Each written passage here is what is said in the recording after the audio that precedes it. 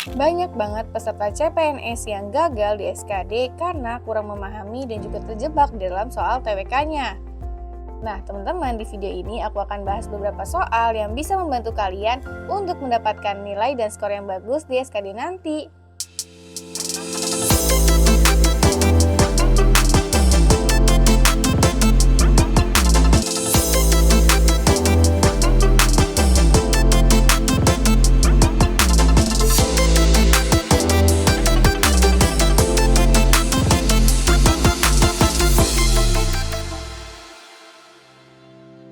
Assalamualaikum warahmatullahi wabarakatuh. Halo teman-teman pejuang CPNS di seluruh Indonesia. Apa kabar ya kalian hari ini? Semoga dalam keadaan yang sehat ya. Kembali lagi nih bersama aku, Kanisa, dan hari ini kita akan mempelajari materi mengenai tes wawasan kebangsaan. Salah satu subtes yang ada dan juga diujikan di dalam SKD CPNS loh.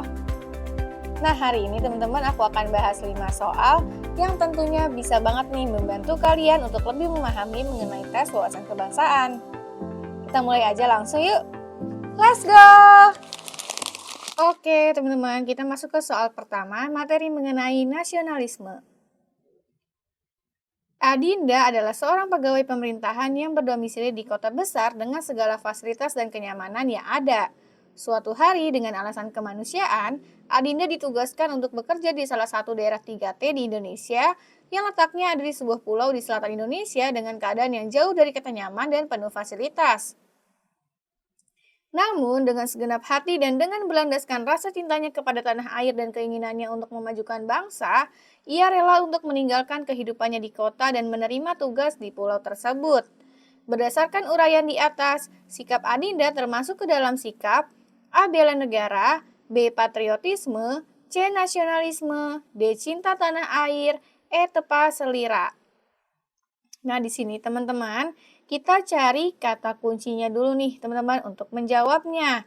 Di mana kata kuncinya itu adalah ia rela untuk meninggalkan kehidupannya di kota dan menerima tugas di pulau tersebut, teman-teman. Nah, berarti ini menunjukkan apa nih? Adanya suatu hal yang dikorbankan nih, teman-teman, oleh Adinda, yaitu apa?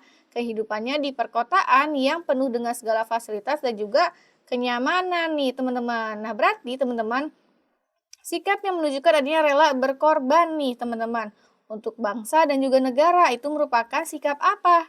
Yaitu sikap patriotisme ya, teman-teman. Karena patriotisme itu adalah sikap rela berkorban demi nusa dan juga bangsa. Nah, berarti teman-teman, untuk soal ini jawabannya itu adalah yang B.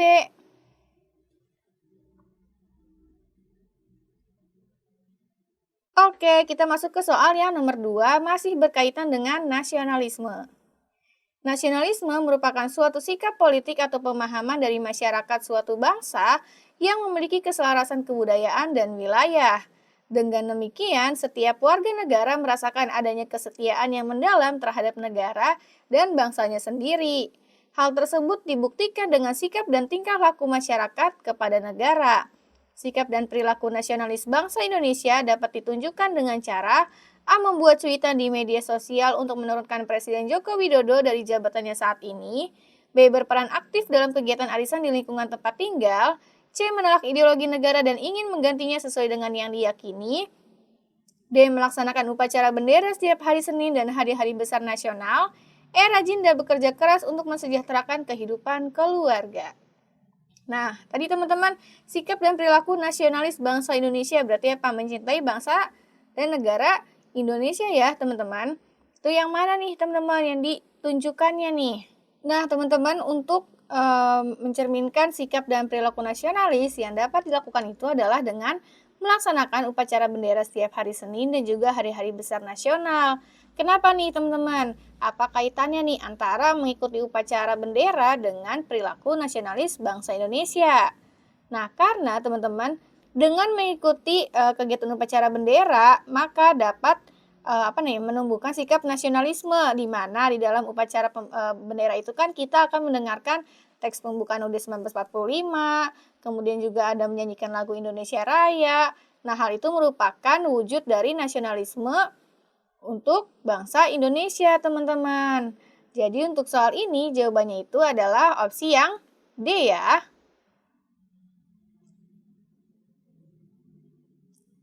Oke teman-teman, kita masuk ke soal yang nomor 3, materinya mengenai UUD 1945.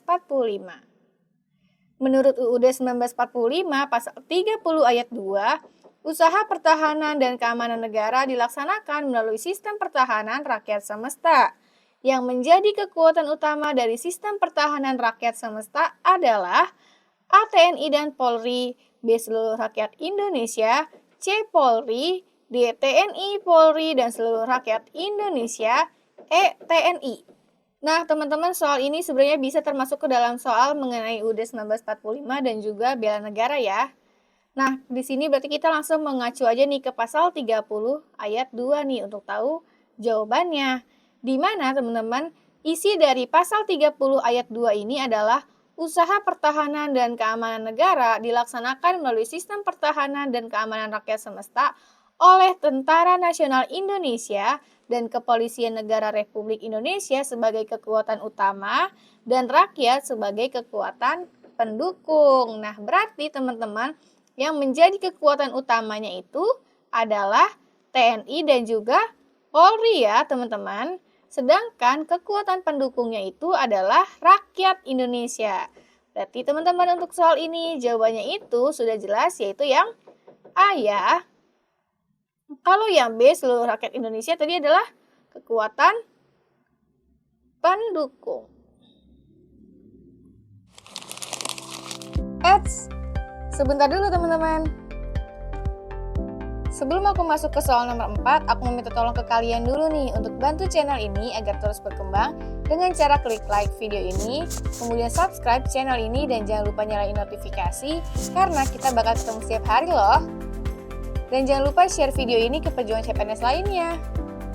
Kalau udah, yuk kita mulai ke nomor 4-nya. Oke teman-teman, kita masuk ke soal nomor 4, materinya mengenai Pancasila. Kita sebagai masyarakat diharapkan untuk mempunyai sikap serta perilaku yang positif, yakni menjunjung tinggi nilai-nilai kemanusiaan sesuai dengan Pancasila. Di bawah ini merupakan contoh sikap yang tidak sesuai dengan nilai-nilai Pancasila yaitu A. Memperlakukan manusia atau orang lain sesuai dengan harkat dan martabatnya sebagai makhluk ciptaan Tuhan Yang Maha Esa. B. Mengakui persamaan derajat hak dan kewajiban asasi setiap manusia dengan tidak membeda-bedakan suku, keturunan, agama, jenis kelamin, kedudukan sosial, dan sebagainya. C. Mengembangkan sikap saling mencintai sesama manusia, tenggang rasa, dan tidak semena-mena terhadap orang lain. D. Gemar melakukan gerakan kemanusiaan seperti tolong-menolong terhadap orang lain, memberi bantuan kepada yang membutuhkan dan menolong korban banjir dengan mengharap imbalan. E. Menghargai hak asasi manusia seperti menghargai mereka kaum disabilitas agar dapat memperoleh pekerjaan yang layak. Nah, teman-teman di sini yang ditanyakan adalah contoh sikap yang tidak sesuai dengan nilai-nilai Pancasila, terutama sila yang kedua nih, karena di sini sebelumnya nilai-nilai kemanusiaan, berarti ini adalah nilai-nilai yang terkandung di dalam sila kedua Pancasila, yaitu kemanusiaan yang adil dan beradab. Nah, berarti teman-teman bisa dilihat dari opsi jawaban yang ada nih, yang mana nih yang tidak termasuk ke dalam nilai-nilai Pancasila, teman-teman. Kalian harus bisa teliti ya, teman-teman, membaca opsi jawabannya. Yang A. Memperlakukan manusia atau orang lain sesuai dengan harkat dan martabatnya sebagai makhluk ciptaan Tuhan Yang Maha Esa. Ini termasuk ya, teman-teman. Mengakui persamaan derajat, hak, dan kewajiban asasi setiap manusia dengan tidak membeda-bedakan suku, keturunan, agama, jenis kelamin, kedudukan sosial, dan sebagainya. Ini juga termasuk nih, teman-teman, dari pengamalan sila yang kedua. Mengembangkan sikap saling mencintai sesama manusia, tenggang rasa, dan tidak semena-mena terhadap orang lain. Ini juga termasuk ya, teman-teman.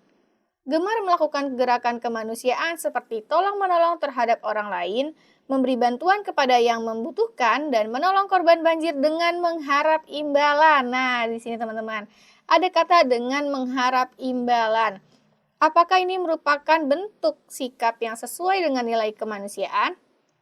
Tentunya tidak ya, teman-teman. Semestinya apa nih, teman-teman, kalau menggambarkan nilai kemanusiaan? Dia harus bisa melakukan kegiatan kemanusiaannya itu secara ikhlas nih teman-teman, tanpa mengharapkan imbalan. Nah, di sini teman-teman, makanya aku bilang kalian harus baca dengan teliti, karena di dalam kalimat pertamanya itu termasuk ke dalam bentuk sila yang kedua ya, pengamalan sila kedua, tapi ternyata di akhir kalimat ada kalimat dengan mengharap imbalan. Nah, di sini teman-teman yang menjadi kesalahannya. Jadi teman-teman udah jelas untuk soal ini jawabannya yang D ya. Di opsi yang E, menghargai hak asasi manusia seperti menghargai mereka kaum disabilitas agar dapat memperoleh pekerjaan, juga ini termasuk nih teman-teman. Oke teman-teman, kita masuk ke soal yang terakhir ya, materinya mengenai integritas. Pemerintah menerapkan kebijakan pembagian kompor dan tabung gas dalam rangka mengentaskan kemiskinan. Program tersebut diprioritaskan untuk warga yang tergolong miskin atau kurang mampu dan disalurkan melalui ketua RT setempat. Menurut saya, keluarga saya hidup berkecukupan dan tidak tergolong keluarga yang layak mendapatkan bantuan tersebut. Namun, ketua RT menawarkan pada kami untuk mendapatkan program bantuan tersebut dengan alasan masih terdapat kelebihan dari jatah yang diberikan oleh pemerintah.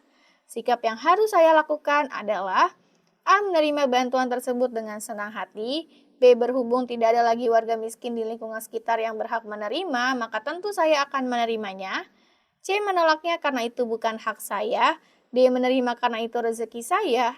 E. Menerimanya untuk kemudian diberikan kepada kerabat saya yang miskin dan tinggal di komplek lain. Nah, di sini teman-teman, bisa kita posisikan aja nih, ketika kita dan keluarga kita itu hidupnya berkecukupan dan tidak tergolong keluarga yang layak mendapatkan bantuan, tapi ternyata ketua RT ini menawarkan kepada kita nih bantuan untuk tadi nih pembagian kompor dan juga tabung gas teman-teman. Sekiranya apa sih yang mesti kita lakukan nih teman-teman, dan tentunya mengandung nilai-nilai integritas atau sesuai dengan nilai-nilai integritas teman-teman. Kita lihat yang A dulu ya, menerima bantuan tersebut dengan senang hati, ini tentunya salah ya teman-teman. Kemudian yang B, berhubung tidak ada lagi warga miskin, maka tentu akan menerima. Ini juga salah nih teman-teman. Menolaknya karena itu bukan hak saya. Nah, ini teman-teman, sikap yang semestinya kita lakukan nih ketika kita sadar bahwa kondisi keluarga kita itu hidup dengan berkecukupan dan juga tidak tergolong keluarga yang layak mendapatkan bantuan teman-teman. Nah, berarti dengan kita menolak juga kita jujur ya terhadap keadaan keluarga kita nih teman-teman. Nah, berarti sudah jelas banget nih jawabannya itu adalah yang C ya. Kalau yang D itu intinya menerima, ini juga tentu salah. Yang E juga menerima, ini salah juga nih teman-teman. Nah, teman-teman, jadi segitu dulu pembahasan yang bisa aku sampaikan hari ini nih di video ini. Di next video aku akan bahas soal-soal lainnya dan tentunya lebih beragam ya. Teman-teman, aku mau ingetin sekali lagi, jangan lupa untuk like video ini, kemudian subscribe channel ini dan nyalain notifikasi, dan juga share video ini ke pejuang CPNS lainnya.